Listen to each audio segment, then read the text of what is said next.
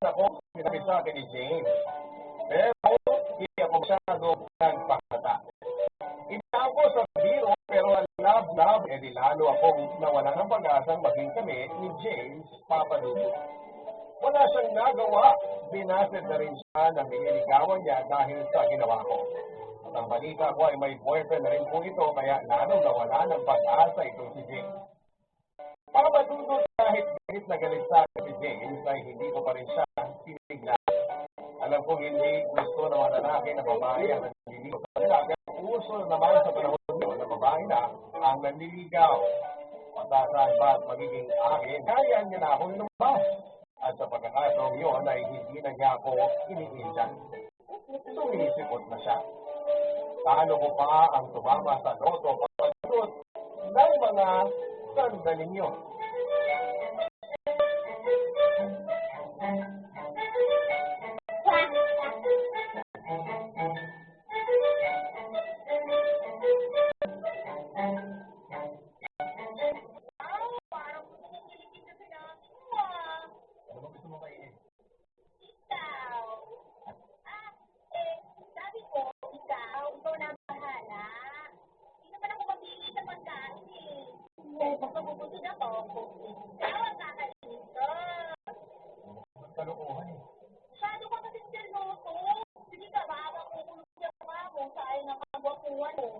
Nambola ka ba? Pero maganda ka ngayon, ha?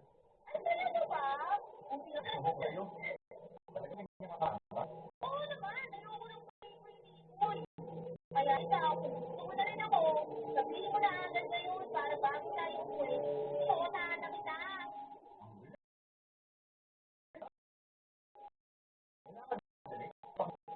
Anong sakay mo na?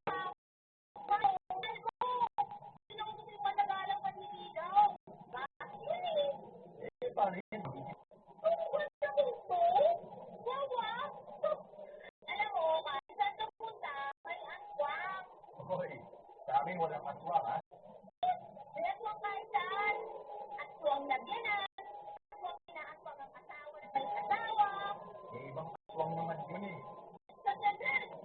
Alam mo naman ang matatanda sa probinsya, may dignidad. Kaya bilang kapag ng malaking utang ni Papa, pinadala ako sa tsahin ko para magbaho. Makabawas man lang daw sa utang namin. Talaga? Eh, wala.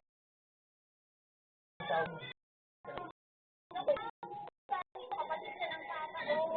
Ayaw nga yung pumayag na bayaran namin yung utang namin, eh. Kasi malaki daw ang utang na loob ng Papa nung pananawalan ko. Kaya ako kumayo ko. Baka madalo bang yung utang na loob namin sa kanya? Hindi naman sila kumbat na nilin. Pero makakaya pa rin, eh. Sinuswelbanta nga niya ako, eh.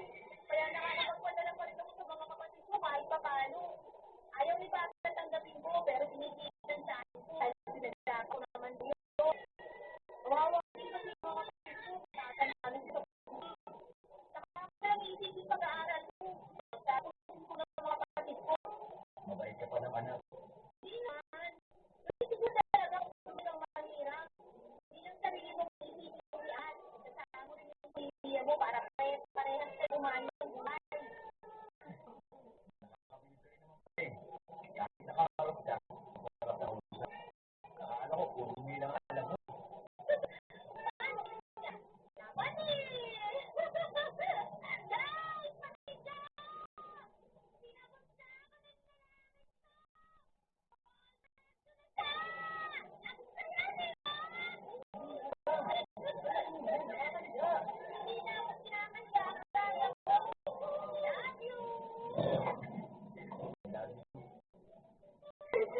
Matutod ka din, boyfriend ko po, pagkataan nito at kung mabuti ba itong tao.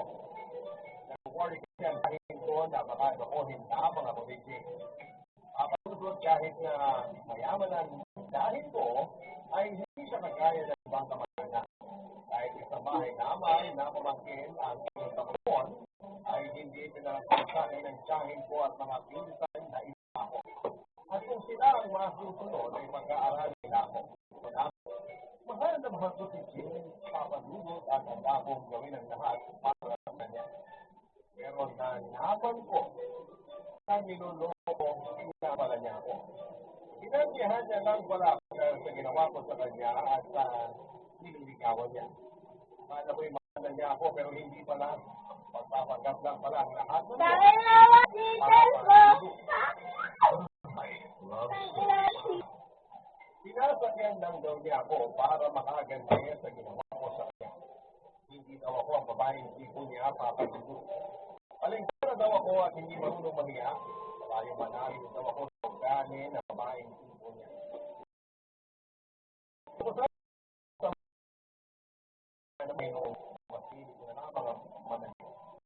Sobrang sakit ng ginawa niya papatuloy. Akala ko ay mahal talaga niya ako. Akala ko ay okay na ako makatalo kapag nagpa-apekto ako sa mga niya. Kung laro ang gusto niya ay makikipaglaro ako sa kanya. Magpapanggap din ako na walang alam sa nangyayari at pagkatapos ko na iiwasan ko siya ng walang pasabi. Itutuloy ko ang bala kong mag-abroad. Hinihintay ko sa kanya. Papatuloy. Hindi ko sinabi sa kanya na may narinig ako. Nakipaglaro ako sa kanya na wala siyang kalamana. Ginawa ko ang lahat para maging maayos kami.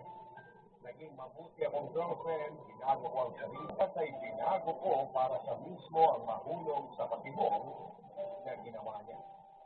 Papatulog kahit napapansin ko na nahuhulog na ang loob niya sa akin.